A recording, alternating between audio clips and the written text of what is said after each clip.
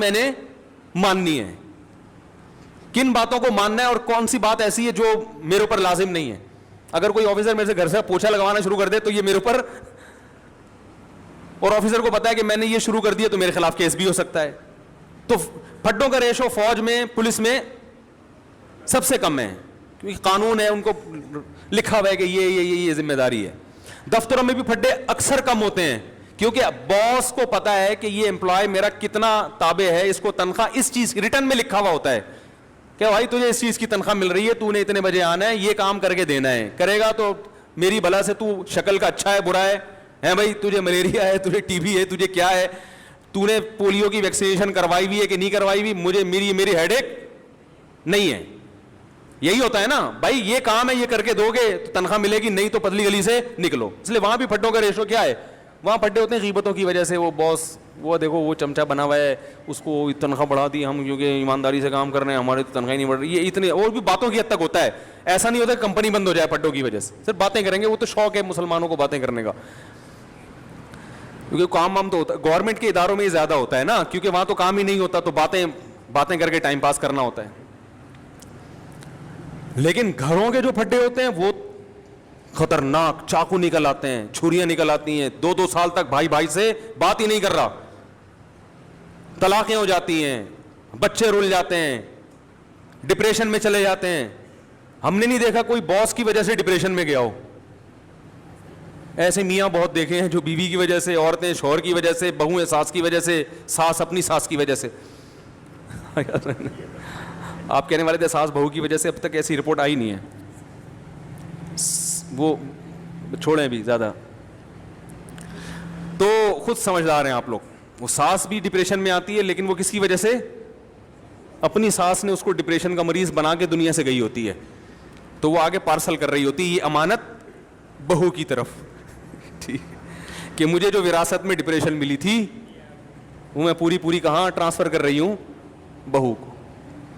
اب جب جھگڑے ہوتے ہیں ساس بہو کے بہت, ہم کہتے ہیں بھائی الگ کرو, تو ماں باپ پھر غیرت کے تانے, ہم نے دودھ پلایا جوان کر دیا, الگ ہو رہے ہو.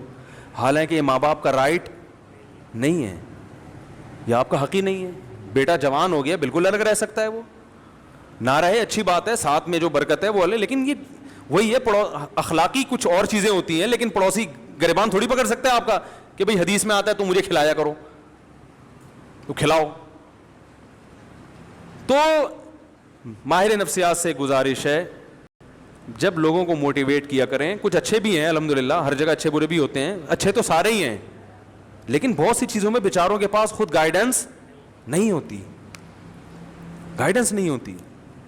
وہ انگلش کے الفاظ گھما رہے ہوتے ہیں ایکچولی یوں وغیرہ وغیرہ, مجھے تو اتنی انگلش نہیں آتی.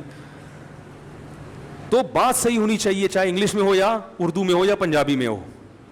لوگ زبان کو دیکھ رہے ہیں آج کل, اسٹائل کو دیکھ رہے ہیں, باتوں کو, کیونکہ فلموں کا دور ہے نا, ڈراموں کا دور ہے, جس کے اسٹائل اچھے لوگ متاثر ہو رہے ہیں, بات کو تو دیکھ نہیں رہے.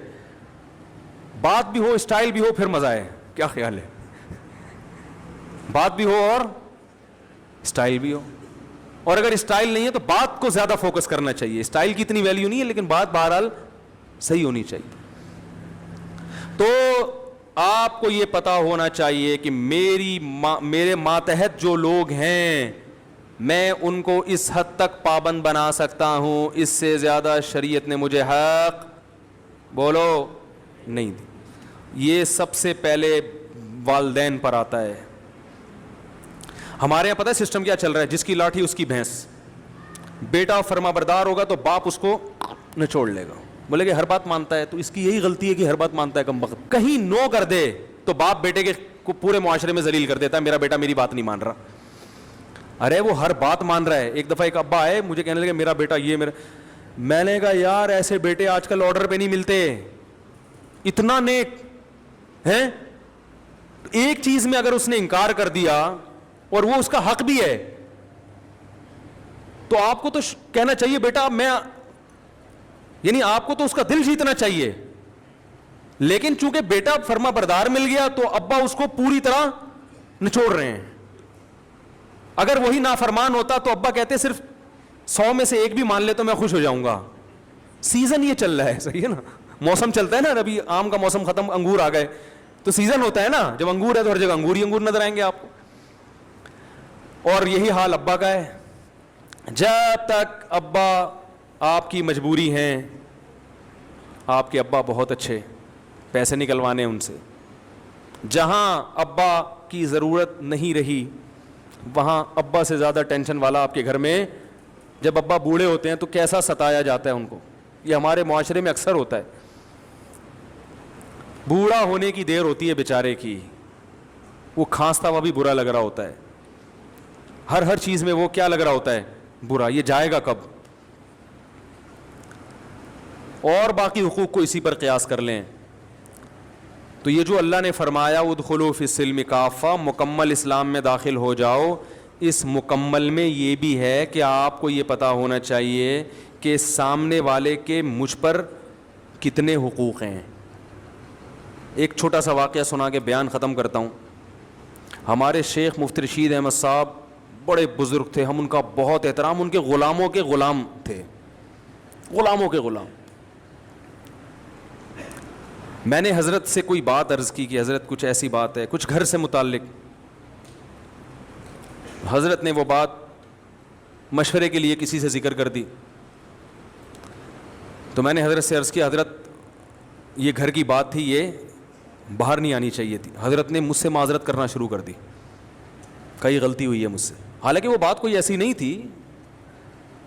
اب اگر وہ یہ کہتے کہ میں چونکہ بزرگ ہیں, میں بڑا, میں نے کر دی تو کیا ہو گیا, ہم تو کچھ نہیں کہتے, کیونکہ اخلاقی ذمہ داری ہے کہ بڑوں سے اگر غلطی بھی ہو جائے تو معاف کرو.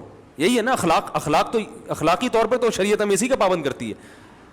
لیکن یہ ان کا بڑا پن کہ وہ جانتے تھے کہ بھائی یا اس سے آگے, حالانکہ کوئی ایسی بات نہیں تھی, لیکن جس سے کی وہ مجھے پتا تھا کہ میرا دشمن ہے. تو کسی کا راز فاش کرنا یہ باپ کے لیے بھی جائز نہیں ہے کہ اپنے بیٹے کا راز, بولو نا, فاش. باپ کے لیے بھی جائز نہیں ہے کہ اپنے بیٹے کی غیبت کرے, ماں کے لیے جائز نہیں ہے کہ اپنی بیٹی کی غیبت کرے. ہاں بیٹا ظلم کر رہا ہو باپ کے اوپر, واقعی واضح ظلم ہو, پھر اپنا غم ہلکا کرنے کے لیے اپنے کسی بہت ہی کلوز آدمی کو وہ اپنا غم بتا سکتا ہے, یا کسی سے مشورہ لینا ہو کہ بھائی بیٹے میں یہ جرم ہے, تو مشورے کے طور پر کسی ایسے آدمی سے جس کے بارے میں یقین ہو کہ یہ راز فاش نہیں کرے گا. آج دیکھا ہے باپ اپنے بیٹے کی برائیوں کو لوگوں کے سامنے بیان کر رہے ہیں, یہ غیبت ہے بھائی. یہ تو کسی غیر مسلم کی غیبت جائز نہیں ہے, تو بیٹے کی کیسے جائز ہو گئی؟ بہت مشکل ہے. بیٹے کی غیبت بھی جائز نہیں ہے, ماں کے لیے بیٹی کی غیبت بھی جائز, اور بیٹے کے لیے باپ کی تو اور زیادہ گناہ ہے. لیکن یہ گھروں میں ہو رہا ہے. جب بیٹا سنے گا کہ میرا ابا فلاں فلاں کو پکڑ کے میرے بارے میں برائیاں کر رہا ہے, تو اس کا مطلب پھر گھر میں سکون, بولتے کیوں نہیں ہو سکتا, پھر نہیں ہوگا. اس کے دل میں ایک نفرت کے جذبات پیدا ہوں گے. ہم تو یہی کہیں گے بھائی باپ ہے صبر کرو, لیکن بہرحال نفرتیں پیدا ہوں گی اور لڑائیاں ہوں گی. پھر جب باپ کو سمجھایا جائے اور وہ تکبر میں آئے کہ نہیں میں نے کر دی تو کیا ہے, اس کا مطلب فالٹ کہاں ہے؟ آپ میں ہے. سمجھ رہے ہیں ٹیکنیکل فالٹ کس میں ہے؟ اس لیے اسکرو پانے لے کے بیٹھا کریں, جہاں کہیں فالٹ نظر آ رہا ہے اس کو فوراً ٹائٹ کروا لیں. اور یہ علماء سے ٹائٹ ہوتے ہیں, فوراً پوچھیں حضرت اس میں بتائیں غلطی پر کون ہے.